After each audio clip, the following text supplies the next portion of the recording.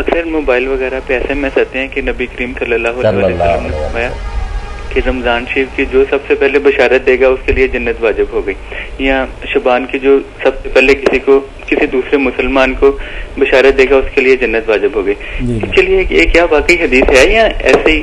بہت اچھا سوال آپ نے کیا، کیونکہ کل مجھے بھی بے شمار SMS آئے کہ جس میں لکھا ہے کہ رمضان مبارک ہو آپ کو، شاید ان کے پیش نظر بھی یہی بات ہو جو آپ فرما رہے ہیں.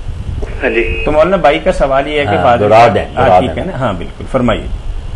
انہوں نے پوچھا کہ جو شعبان کے ختم ہونے کی بشارت دے یا رمضان کی آمد کی مبارک پوچھا. ہاں ٹھیک ہے. ہاں یہ کوئی بات نہیں میرے بھائی، اللہ کے رسول علیہ السلام نے ایسی کوئی بات نہیں کی، نہ شعبان کے ختم ہونے کی شعبان کوئی خوفناک نہیں تھا، نہ اس میں کوئی مصیبتیں تھیں کہ جو اس کے ختم ہونے کی بشارت دے. بہت خوشی کی بات ہے، مٹھائی بانٹنی چاہیے، شعبان ختم ہو گیا، ایسی بات بھی کوئی نہیں.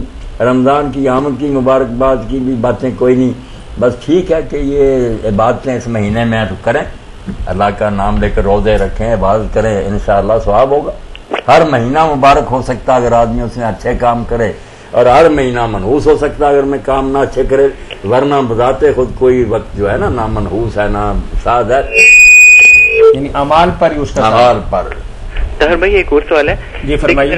جو اس طرح کی حدیثیں بیان کرتا ہے کہ جس کا سرے سے نبی کریم صلی اللہ علیہ وسلم کی ذات سے کوئی تعلق ہی نہیں ہوتا، تو اس کے لیے کیا ہے؟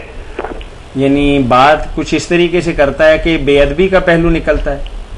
نہیں میں یہ کہہ رہا ہوں کہ ایسی حدیث بیان کرتا ہے کہ جس کا نبی کریم صلی اللہ علیہ وسلم کی ذات اقدس سے کوئی تعلق ہی نہیں ہے، یعنی کہ وہ نبی پاک صلی اللہ علیہ وسلم نے فرمایا ہی نہیں ہوا، اور وہ ایسے ہی کہہ رہا ہے کہ اللہ کے نبی صلی اللہ علیہ وسلم نے فرمایا. اس بارے میں میرے بھائی اللہ کے رسول علیہ السلام نے اتنی سخت وعید فرمائی ہے، بہت ناراضگی کے ساتھ بار بار فرمایا. بہت سے صحابہ کرام سے یہ ثابت ہوتا ہے کہ جس نے میرا نام لے کر کوئی ایسی بات کہی جو میں نے نہیں کہی، کہہ دیا حضور یہ فرماتے ہیں فَلْيَتَبَوَّأْ مَقْعَدَهُ مِنَ النَّارِ، تو اسے اسی دنیا میں چاہیے کہ دوزخ میں اپنا ٹھکانہ جو ہے نا وہ تلاش کر لے، جہنم میں پکا. بہت بڑا جرم ہے، رسول اللہ کی بات میری آپ کی بات ہے، وہ دین ہے، اس میں ملاوٹ کرنا انتہائی جرم ہے. تھینک یو بھائی، اللہ حافظ. جزاکم اللہ خیر. مولانا واقعی فاضل بھائی کی بات بہت ہی خوبصورت ہے کہ لوگ کوئی بھی اچھی بات کو خام خواہ نبی کریم صلی اللہ علیہ وسلم کی طرف منسوب کر دیتے ہیں اور سمجھتے ہیں کہ چلیں اگر نہ بھی کہی ہوئی تو بات تو بہت اچھی ہے. نہیں، یہ بالکل غلط. اچھی سے اچھی بات بھی اگر آپ کی طرف اس کی نسبت صاحب ہے، ہم نہیں کہہ سکتے.